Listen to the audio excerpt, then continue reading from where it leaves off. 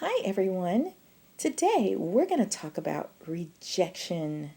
Just the sound of the word packs a punch. So, rejection can apply to many areas of life, but the one that we most think of is in relationships, like romantic relationships. That's the number one place where people feel rejected, and I think where they have the most difficulty dealing with.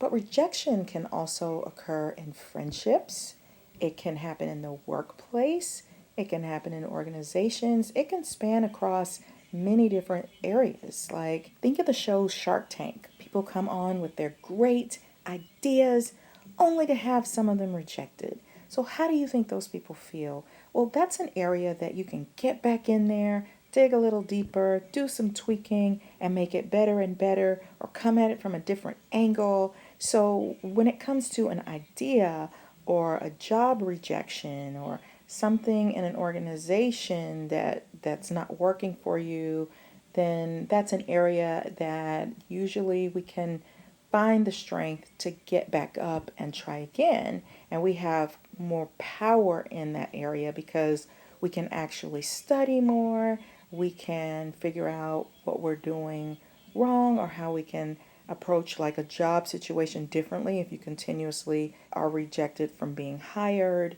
But when it comes to relationships, that's an area that's very confusing, baffling, and difficult for people because you kind of have to be careful what you do in those types of situations because sometimes rejection can spur people to act out of character. Being rejected by someone in a romantic relationship can cause people to do things like changing themselves, like, I'm going to change my hairstyle, I'm going to change my makeup, I'm going to change the way that I dress, I'm going to change the way that I act. So they start trying to change who they are because they want the person to accept them, because acceptance is something that all humans need. As hard as it is, you have to accept the fact that everyone is not going to like you. Everyone is not going to want to be your friend, or they're not going to be attracted to you, and that's okay. We're all attracted to different people, and it's not personal. It could be how they were raised, how they grew up.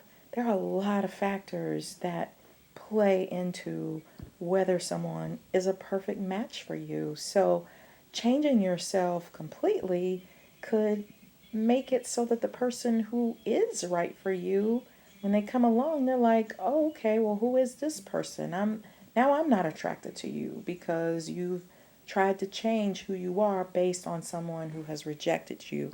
Now, if you're constantly having friendship problems, people are constantly rejecting you, or they don't want to be your friend, then you might need to check into some things that you can do to get along with people better. Sometimes that takes an internal look at yourself, and there's nothing wrong with doing that. Now, I talk a lot about personality disorders on this channel, so people who have personality disorders are going to have trouble looking inward. Now, there is such a thing as emotional rejection, which is the feeling a person experiences when disappointed about not achieving something desired. It is commonly experienced in a quest of emotional relations, such as among romantic couples, in social and group settings, or in the professional world in relation to advancement. So, no matter how you slice it, rejection hurts, it stings. So, when people get emotional, sometimes they stop thinking rationally, but you need to have a heightened sensitivity to a couple of areas that can be caused by rejection that could get you into a lot of trouble. The first one is obsession. Obsession is an idea or thought that continually preoccupies or intrudes on a person's mind. So these days, when someone feels obsessed with someone, what do? They usually look on their Instagram page or they look at their Facebook page and they're constantly looking at it. So, in one way, that could be a way of kind of getting your energy out, but you want to be careful what actions that you take. Why does rejection cause obsession? It's the person's arrogance and failure to accept and rationalize rejection that can lead someone to behave obsessively. And it could be due to subtle interferes. So they become blinded by pride or have a need to control and perhaps dominate. They can't make sense of the rejection and it consumes them. So you have to have a level of acceptance. Try to be objective about it. You guys remember the song that Mariah Carey wrote called Obsessed? And it was to Eminem. It goes, why? Boy, why you so obsessed with me? Goes on to say, you're delusional, boy, you're losing your mind. It's confusing, you're confused, Why you wasting your time? Got you all fired up with your Napoleon complex, seeing right through you like you're bathing in Windex. So it's really a diss song, and she uses the whole song to make him look like an idiot. I mean, the song is kind of funny because she just she destroys him in it, but that's what often happens in rejection. You give the person who has rejected you the upper hand instead of operating in strength and moving on with your life. Maybe the person just needed a little time away to think things through, but you're giving them new reasons to think that the decision they made to reject you were adequate. You want to operate from a place of strength, not weakness, and that means giving the person space, going on with your life.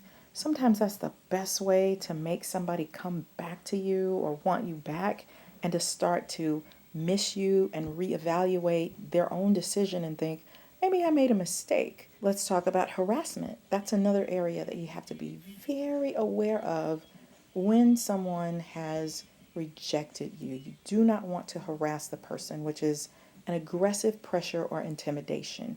It's pestering, badgering, bothering, annoying, persecuting, because there are laws on harassment. So according to some states, it's a Class B demeanor, punishable by up to 180 days in the county jail and up to a $2,000 fine. If someone has previous harassment charges, this may result in increased consequences of up to 1 year in the county jail and up to $4,000 fine. So anything that someone deems as harassment can be considered harassment. So be very cautious in this area. If someone is harassing you online, take pictures of what they're doing, document it, keep good documentation and evidence, and don't be afraid to press charges. So let me share with you a few ways to deal with rejection. So allow yourself time to process your hurt feelings because it's hurtful. The ego takes a hit when you are being rejected. So take some time to list some of the characteristics that make you great and amazing, because you've got a lot of wonderful things about you. And know that rejection is pain. Researchers have found that the same areas of our brain light up in an MRI machine when we experience rejection as when we experience physical pain. Isn't that fascinating? So that's why rejection can feel like a punch in the gut. You're literally using the same part of the brain as when you hurt yourself physically. Examine your own role and why you got rejected. And finally, don't beat yourself up so much in the role that you played in your rejection. Just work on healing through it and finding some amazing new things to do to enjoy yourself and to make yourself better.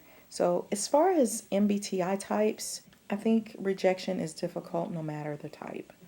So thank you so much for watching. Please share this video with people that you think would enjoy it and like it. And remember to subscribe to my channel. Thanks so much for watching.